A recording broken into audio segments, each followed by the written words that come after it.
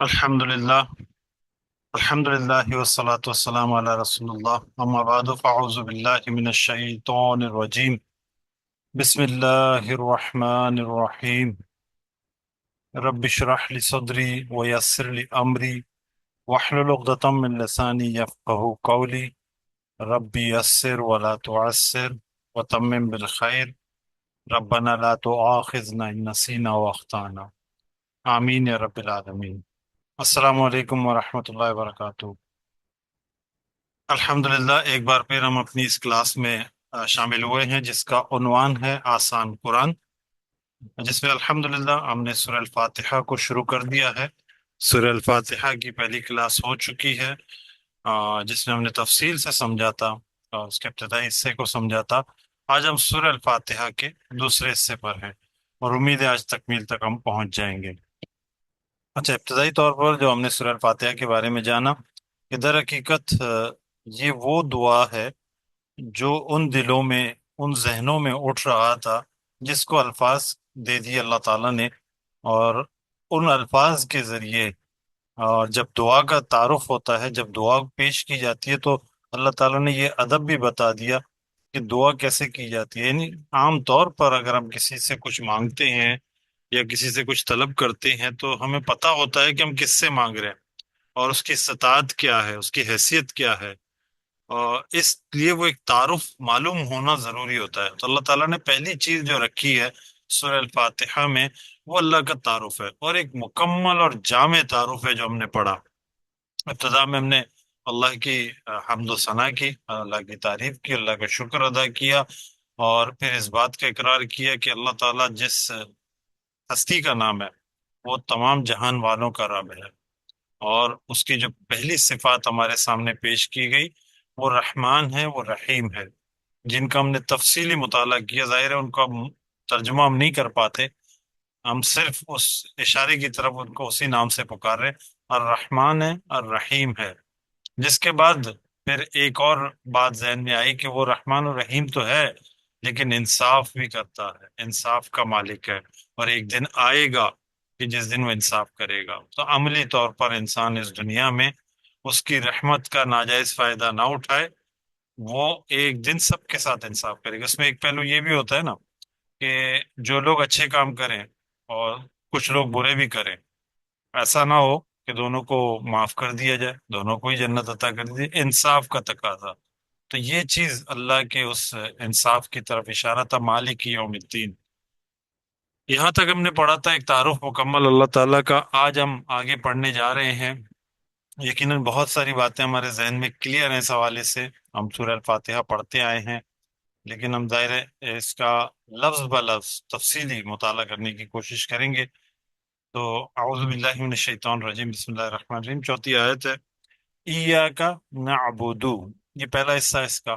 ہم اس کو سمجھ لیتے ہیں کہ ایاک نعبدو جب یہ جملہ آتا ہے نعبدو، یہ ہم نے پڑھا تھا نا مضارع کیا ہوتا ہے. مضارع سے مراد یہ نون آ جائے، جیسے نا یا تا الف نون آ جائے.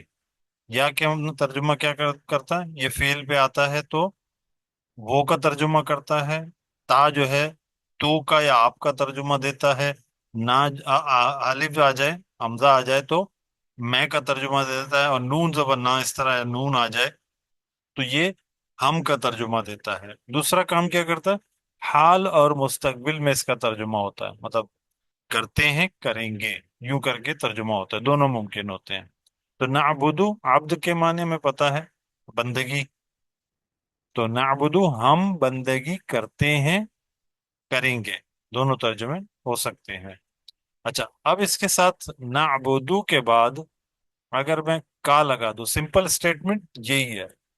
عام طور پہ جو جملہ لکھا جاتا ہے یہی لکھا جاتا ہے نعبدو کا، ہم بندگی کرتے ہیں، کریں گے. کا کیا ترجمہ ہوتا ہے، ہم نے ضمائر پڑھے ہیں ہم نے، تیری، ہم بندگی کرتے ہیں تیری. یہ سمپل اسٹیٹمنٹ ہے. اب اس کو ایک مثال سے میں سمجھاتا ہوں. آپ نے قرآن کریم میں یہ لفظ دیکھا ہوگا اور اس طرح کے بہت سارے الفاظ دیکھے ہوں گے، المفلحون. اس کا سمپل ترجمہ کیا ہے، کامیاب ہونے والے، یا وہ لوگ جو کامیاب ہیں، کامیاب ہونے والے. ٹھیک ہے. اور کبھی کبھار آپ اسی جملے کے ساتھ، اسی لفظ کے ساتھ هم المفلحون، یہ سورہ البقرہ میں ہم پڑھیں گے انشاءاللہ، اولئک هم المفلحون. اب یہ ہوم جو ہے اس کی یہاں ضرورت نہیں تھی، لیکن اضافی طور پر جیسے یہ کا ہے، یہ بھی ایک ضمیر ہے، ہوم بھی ایک ضمیر ہے. کا ایک کے لیے آتا ہے، ہوم بہت سو کے لیے آتا ہے لیکن غائب کے لیے آتا ہے، ٹھیک ہے، جمع میں. تو ہوم کا کیا ترجمہ ہوتا ہے ویسے نارملی؟ وہ سب، ٹھیک ہے. لیکن یہ شروع میں لگ جائے، پہلے آ جائے، تو کیا ترجمہ دیتا ہے یہ؟ وہ تو ہے اس کا ترجمہ، لیکن ہی کا مفہوم بھی شامل ہو جاتا ہے. یعنی کہ عربی میں اس طرح ریورس کر کے جملے میں زور پیدا کرتے ہیں. یہی اسلوب ہم نے پڑھا تھا پچھلی کلاس میں، للہ الحمد، حمد ہے ہی اللہ کے لیے. تو یہ اسی طرح ہے. تو کیا ہوا؟ ہوم المفلحون. اب یہ نعبدو کا سمپل سٹیٹمنٹ ہے، ہم تیری بندگی کرتے ہیں، کریں گے. اب اس کو ہم ریورس کرتے ہیں، نعبدو ہم بندگی کرتے ہیں، کریں گے بھی شامل ہے یقیناً. تو کا میں اگر شروع میں لگا دوں تو اب کیا ترجمہ میں کروں گا؟ زور کے ساتھ کروں گا. کا معنی میں پتا ہے تیری ہے، تو کیا ہوگا؟ تیری ہی بندگی کرتے ہیں. یہ ایک زور پیدا کیا. مزید اس میں ایک اور لفظ استعمال کیا جو استعمال ہی زور کے لیے ہوتا ہے، جس کو جیسے کہتے ہیں مخصوص کر دینے کے لیے. مطلب جس طرح ایا کا لفظ ہم استعمال کرتے ہیں، ایا، یہ مخصوص کر دیتا ہے. اس کا اصل ترجمہ ہی بنتا ہے، لیکن صرف بھی اردو میں ہم اس کے لیے کیا استعمال کرتے ہیں نا، صرف. تو ہم کہیں گے ہم صرف تیری ہی بندگی کرتے ہیں. تو دیکھیں دو طرح سے اس میں زور پیدا ہو، یعنی کہ انتہائی تاکید کے ساتھ یہ بات ہم کہہ رہے ہیں، اور اللہ تعالیٰ ہماری زبان سے اقرار کروا رہے ہیں، ایاک نعبدو. اب یہ جو جملہ ہے ایاک نعبدو، یہ بہت بڑا دعویٰ ہے، بہت بڑا دعویٰ ہے. اب جو ہے ظاہر ہے جس شخصیت سے ہم مانگ رہے ہیں، جس شخصیت کو ہم پکار رہے ہیں، ہم اس کو یہ کہہ رہے ہیں، یعنی کہ اللہ تعالیٰ کو پکار رہے ہیں، ہم تیری ہی بندگی کریں گے. ہم دیکھتے ہیں دنیا میں ہمارے سامنے بہت کچھ ہو رہا ہے. کچھ لوگ اللہ کے علاوہ، اللہ کو چھوڑ کر، مطلب اللہ کے ساتھ شریک کرتے ہیں، بتوں کو پوجتے ہیں. صرف تو نہیں رہا، اللہ کی عبادت تو نہیں رہی. کچھ جو ہے ظاہر ہے وہ چاند ستارے سورج پرستش کرتے رہے ہیں دنیا میں، ہمیں تاریخ بتاتی ہے، ہمارے آج بھی ہیں. اور ایسے ہی کچھ اپنے بزرگوں کو کی پرستش میں لگ جاتے ہیں، کچھ مردوں کی پرستش میں، کچھ زندوں کی پرستش میں. کہیں نہ کہیں یہ جو ہے شیطان اپنا کام دکھائی دیتا ہے. اور شیطان نے یہ اللہ کے رب کے عزت کی قسم کھا کر کہا کہ میں تیرے سیدھے راستے پر بیٹھا رہوں گا، ان کو گمراہ کرتا رہوں گا. تو یہ جو دعویٰ ہے ایاک نعبدو، ہم صرف تیری ہی بندگی کریں گے، یہ بہت بڑا دعویٰ ہے. یہ دعویٰ انسانی حیثیت سے پورا کرنا ناممکن کے برابر ہے. انبیاء علیہ السلام اس میں ہیں جو کہ معصوم تھے، ایکسیپشن کہہ لیں. اس کے بعد ہر شخصیت، ایون کہ نبی کریم صلی اللہ علیہ وسلم نے یہ بھی کہا کہ شیطان جو ہے ہر انسان کے ساتھ ہوتا ہے. تو صحابہ کرام نے پوچھا آپ کے ساتھ بھی ہوتا ہے؟ ہاں لیکن میں نے اسے مار مار کے سدا دیا. یعنی کہ نبی کی حیثیت سے ان کو پتہ ہے سب کچھ. تو ہر انسان کے پیچھے شیطان لگا رہتا ہے. تو یہ پاسبل نہیں ہے کہ وہ یہ دعویٰ کرے. اب اس دعوے کو پورا کرنے کے لیے ہمیں کیا چاہیے ہوگا؟ ہمیں ایک ایسی سپورٹ چاہیے ہوگی جو ہماری حفاظت کرے اس شیطان سے. تو اگلی بات جو اس سے جڑ کے مکمل ہوتی ہے، واہ کا ترجمہ ہم کرتے ہیں، اور ایا کا یہ وہی لفظ ہے. اب یہاں صرف فرق یہ ہے، جیسے میں نے کہا تھا نا، کا ترجمہ تو، تیرا، تجھ، تیری، اس طرح کے ترجمے ہوتے ہیں. ہم یہ حروف کے بارے میں جان کر آئے ہیں. تو ہم صرف تجھ ہی سے، وہی زور ہے، صرف تجھ ہی سے نستعین. جیسے یہ نعبدو میں نون ہے ہم، اسی طرح یہاں بھی نون ہے. اچھا یہ سین تا کا جو اضافہ ہے، یہ الف سین تا ہے، اصل میں یہ وزن ہے. یہ جب آتا ہے تو حاصل کرنا، چاہنا، مانگنا. انشاءاللہ ہم اس کو یہاں پر مزید سمجھیں گے، ٹھیک ہے. پھر کیا رہ جاتا ہے آخر میں؟ عین یا نون، یہ اس کا مادہ ہے. مطلب اصل لفظ یہ ہے عین یا نون. اور یہ اصل لفظ ہے، مطلب یہ اصل میں عین واو نون تھا، لیکن پیچھے زیر کی وجہ سے یا میں تبدیل ہو گئی. یہ حروف علت کرتے ہیں، انشاءاللہ آئندہ اسباق میں ہم اس کو آسانی سے سمجھیں گے. اچھا مدد، لفظ مدد کو پہ آتے ہیں. عربی میں کون سے الفاظ ہیں جن کو ہم جانتے ہیں مدد کے طور پر ہم ترجمہ کر سکتے ہیں؟ لفظ مدد خود بھی عربی کا ہی لفظ ہے، جس کے معنی ہیلپ، مدد، ہم اردو میں استعمال کرتے ہیں. ایک اور لفظ استعمال کرتے ہیں نصرت، ناصر. ہم کہتے ہیں نا فانصرنا علی القوم الکافرین، نصرت، مدد مانگنا. ایک اور لفظ آتا ہے سعاد، مساد. یہ لفظ بھی آتا ہے، یہ بھی مدد کے لیے، پکارنے کے لیے، سعاد مدد کرنے والا. ایک اور لفظ آتا ہے اون. اون بھی مدد کے معنوں میں آتا ہے. اون یہی لفظ ہے، یہ عین واو نون سے عین یا نون ہو گیا ہے. ٹھیک ہے. اب ان کے باقیوں کو تو بہرحال ہم ترجمہ کر لیں گے جب یہ موقع آئے گا ان کا، لیکن اس وقت اون کو سمجھ لیتے ہیں. ہر لفظ اپنی اسپیسیفک کوئی معنی رکھتا ہے نا. ویسے تو مدد ہے، لیکن یہ کس طرح کی مدد ہے؟ اور اردو میں بھی ویسے ہی ہم اس کو استعمال کرتے ہیں. دلچسپ بات ہے یہ کہ ہم جب کہتے ہیں نا تعاون، تعاون میں کیا خاص بات ہے؟ تعاون میں خاص بات ہے ایک دوسرے کی مدد کرنا. تعاون ہم استعانت کہتے ہیں اردو میں، یہی لفظ ہے. صحیح ہے. ہم کہتے ہیں معاونت، یہی لفظ ہے. ٹھیک ہے. آن، اس مدد کی خصوصیت یہ ہے، اس مدد، اس لفظ کی خصوصیت یہ ہے کہ میں کوئی کام کرنے لگا ہوں، اب مجھے سپورٹ چاہیے. اس طرح کی مدد کو آن کہتے ہیں. مثال کے طور پہ میری گاڑی راستے میں خراب ہو گئی ہے، اب میں دھکا لگا رہا ہوں لیکن مجھ سے ہو نہیں پا رہا. اتنے میں کوئی اور صاحب آتے ہیں، میں ان سے کہتا ہوں ذرا مدد کیجیے گا. اب اس وقت میں آن مانگ رہا ہوں، مطلب آن سے مراد مدد مانگ رہا ہوں ان سے. اور الف سین تا بھی شامل ہو جائے گا، استعانت مانگ رہا ہوں. مانگ رہا ہوں تو ترجمہ ہی ہو گیا اس کا. تو آن اس طرح کی مدد کو کہتے ہیں کہ ہم تو کر رہے ہیں، اب آپ کی سپورٹ چاہیے. ہم اللہ تعالیٰ سے کیا کہہ رہے ہیں؟ وَإِيَّاكَ نَسْتَعِينُ، اے اللہ ہم اس میدان میں اتر گئے ہیں اس دعوے کے ساتھ، اور ہم عملی طور پر اس پہ جا رہے ہیں، لیکن تیری مدد چاہیے. اور ہمیں پتہ ہے کہ نبی کریم صلی اللہ علیہ وسلم جو کہ بہترین نمونہ ہے، اگر وہ گھر بیٹھے یا مدینہ میں بیٹھ کے بھی دعا کر لیتے کہ اللہ ان فوج کو ختم کر دے، تو اللہ تعالیٰ کوئی ذریعہ بنا لیتے. جیسے فرشتے اترے تھے تو اللہ تعالیٰ کوئی ذریعہ بنا دیتے. لیکن دعا کب کی آپ صلی اللہ علیہ وسلم نے؟ میدان جنگ میں اترے، خیمے لگائے، تیاری کی، سب بندی کی، پھر جا کے دعا کی اے اللہ یہی ہیں، اب ہماری مدد فرما. تو یہ عمل کے ساتھ اس مدد کا تعلق یہ ضروری ہے. عون جب یہ لفظ آئے نا تو سمجھ جائیں. ہم مسلمانوں کے کنفیوژن ہے، ہم کہتے ہیں یا کا نستعین جبکہ ہم ہلنے کے نام ہی نہیں لیتے. عام طور پر ہم دعا کرتے ہیں ربی جعلنی مقیم الصلاۃ، ہمیں نماز کا قائم کرنے والا بنا. اے رب ہمیں نماز کا قائم کرنے والا بنا، جبکہ ہم اپنے کرسی سے اٹھے ہی نہ، ہم وضو کے لیے جائیں نہ، ہم گھر سے نکلے ہی نہ، مسجد پہنچے ہی نہ. تو کیسے ممکن ہے وہ نماز ہم اللہ تعالیٰ میں بنائے گا؟ تو عمل ضروری ہے اس طرح کی مدد کے لیے جو ہم اللہ سے طلب کر رہے ہیں. تو یہاں پر لفظ نستعین جو بات بتا رہا ہے ہمیں کہ یہ لفظ جو استعمال ہوا ہے، در حقیقت جو ہم نے دعویٰ کر دیا نا بہت بڑا، اس دعوے کو پورا کرنے کے لیے ہمیں مدد کس کی چاہیے؟ اللہ کی، صرف اللہ کی مدد چاہیے. تب جا کے ہم اس آیت کو سمجھیں گے.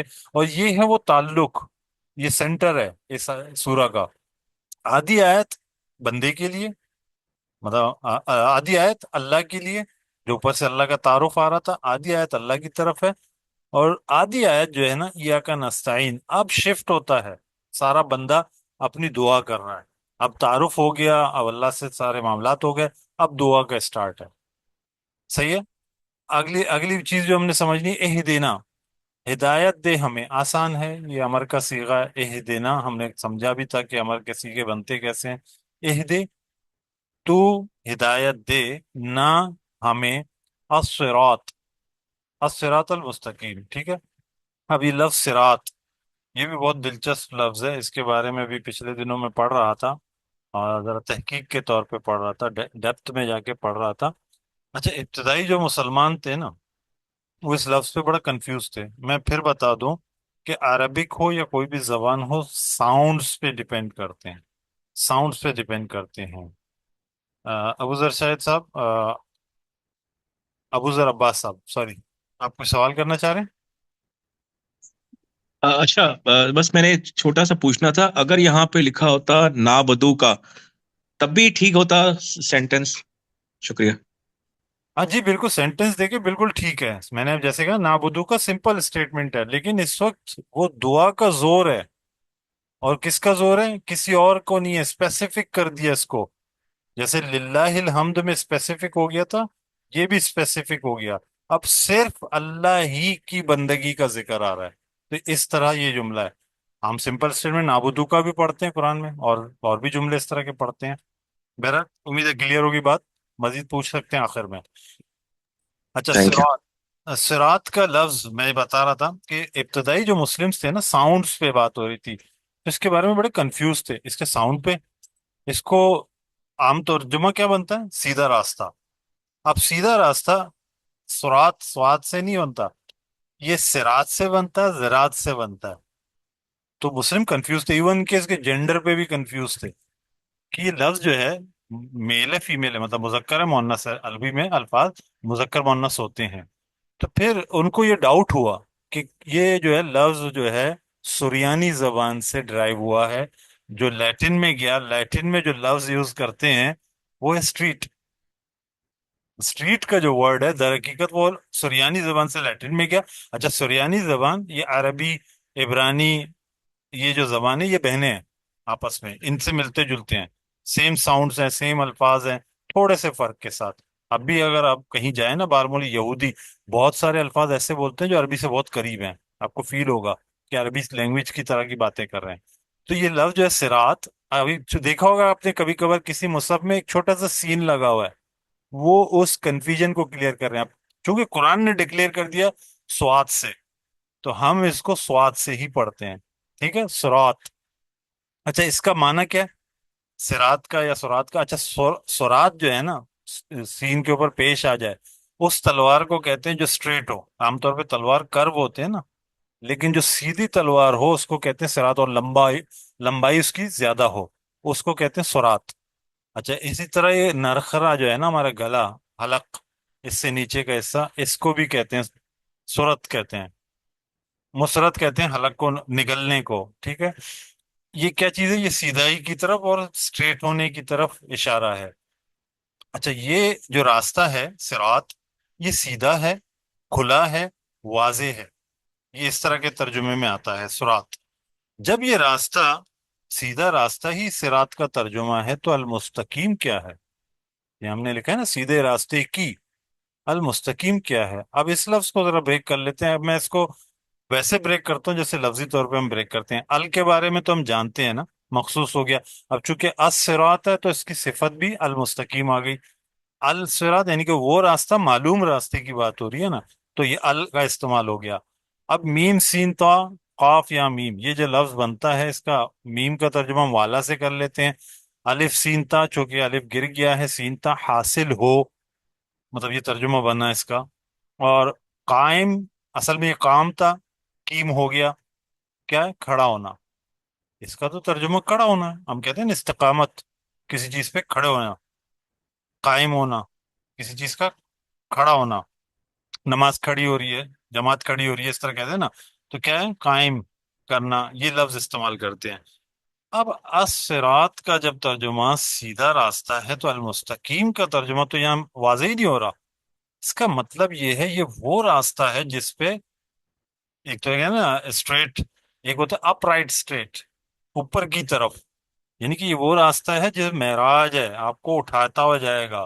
دوسرے معنوں میں یہ آپ اس پہ کھڑے ہوں گے، قائم ہوں گے، یہ ایسا راستہ ہے، آپ کو ڈگمگانے والا راستہ نہیں ہے، وہ راستہ جو کھلا ہے، سیدھا ہے اور اسٹریٹ ہے۔ تو اس طرح کے معنوں میں یہ ترجمہ پورا بنتا ہے۔ عام طور پہ یہ ترجمہ میں مستقیم کا مل ہی نہیں رہا۔ آپ پورے قرآن میں اٹھا کے دیکھ لیں، یہ جو قامہ یا قومو، یہ ترجمہ کیا ہوتا ہے؟ کھڑا ہونا۔ جی تبریز خان صاحب۔ علی بھائی، میں یہاں پہ یہ پوچھنا چاہ رہا تھا کہ یہ جو آپ کی بات سے سمجھ رہی ہے صراط مستقیم ایسا سیدھا راستہ جیسے پہاڑی کی طرف، اگر پہاڑی علاقوں میں جائیں تو ہوتا تو بالکل سیدھا نظر آ رہا ہوتا ہے، لیکن وہ اونچائی چڑھی جا رہا ہوتا ہے، جیسے جیسے آگے جا رہے ہوتے ہیں تو پہاڑ کی بلندی کو چھو ہوتا ہے، اس معنی میں بھی آ رہا ہے۔ جی جی، آپ کی بات کلیئر نہیں تھی لیکن میں سمجھ گیا ہوں۔ میں یہی بتانا چاہ رہا ہوں، آپ کو معراج کی طرف اٹھاتا ہوا لے کے جائے گا، ہائٹ پہ لے جائے گا۔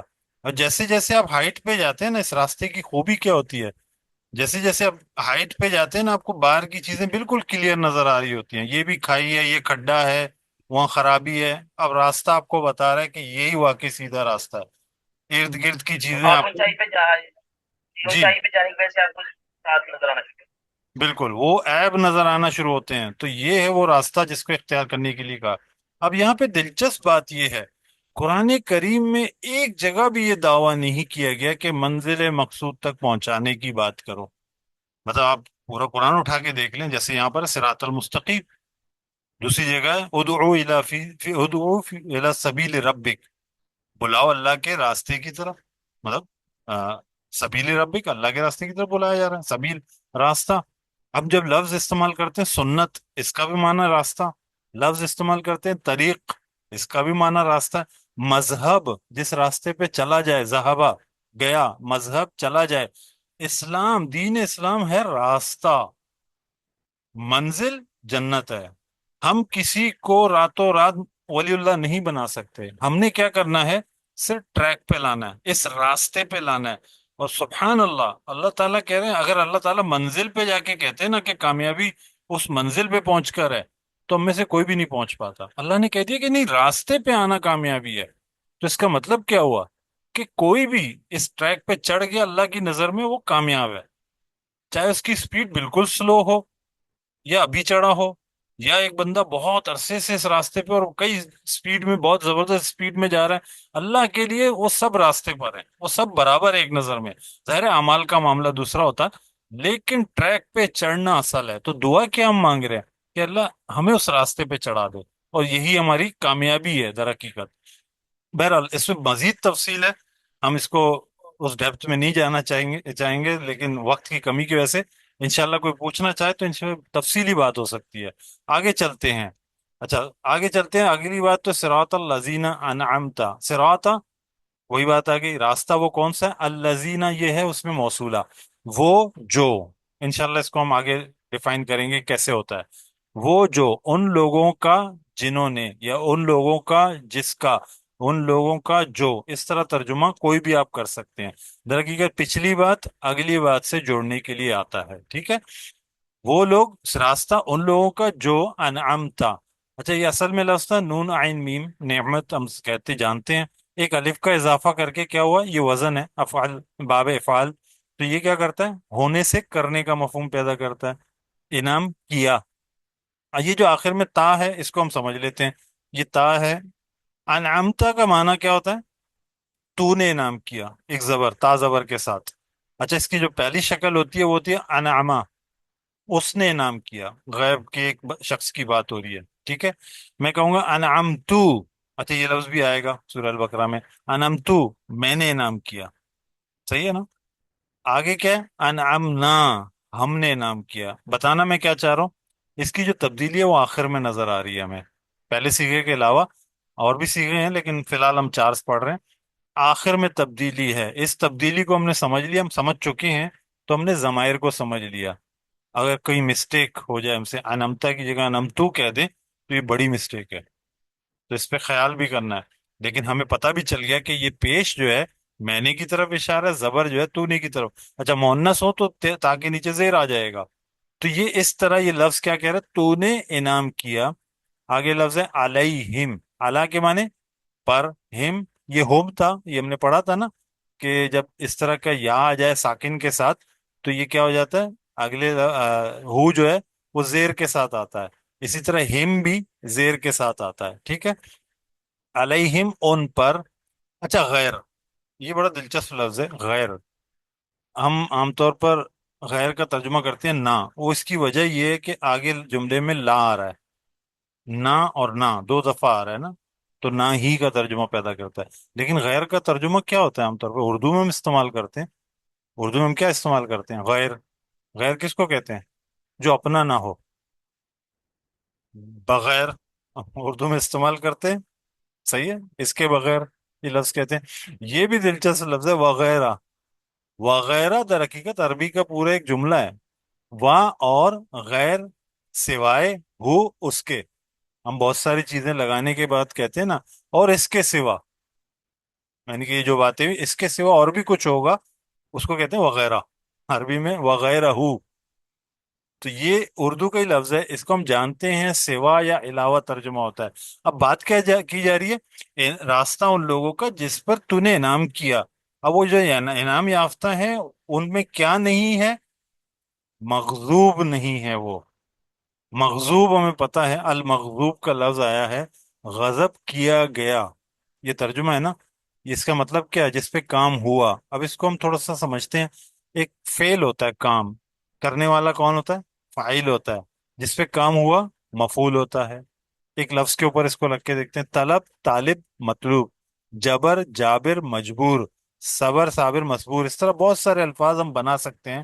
اور اب دلچسپ بات یہ ہے، اردو میں اسی اسٹرکچر کے ساتھ ہم استعمال کرتے ہیں، انہی معنوں کے ساتھ استعمال کرتے ہیں. تو مغضوب کا مطلب کیا گیا؟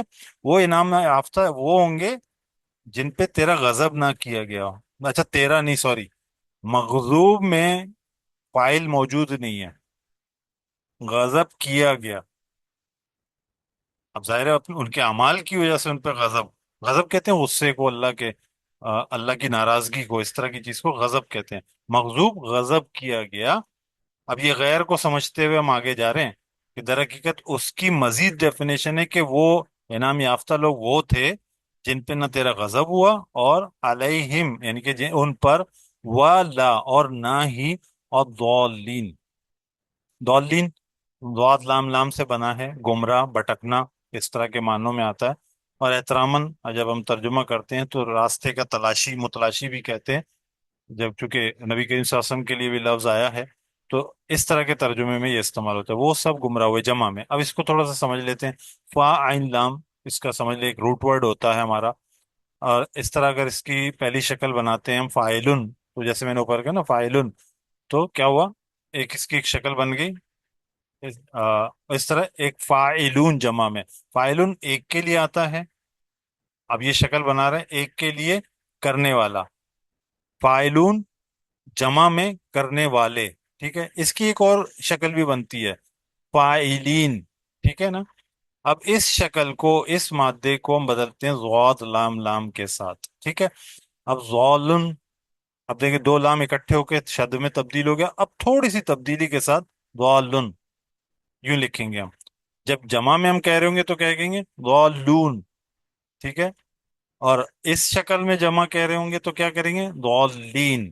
اچھا یہ عربی کا ایک تجوید کا اصول ہے کہ اس طرح زبر آ جائے اور الف آ جائے تو یہ مد کا اضافہ ہو جاتا ہے، کھینچ کے پڑھنا ہوتا ہے، وہ تجوید ہے. اس لیے میں نے یہاں نہیں لکھا.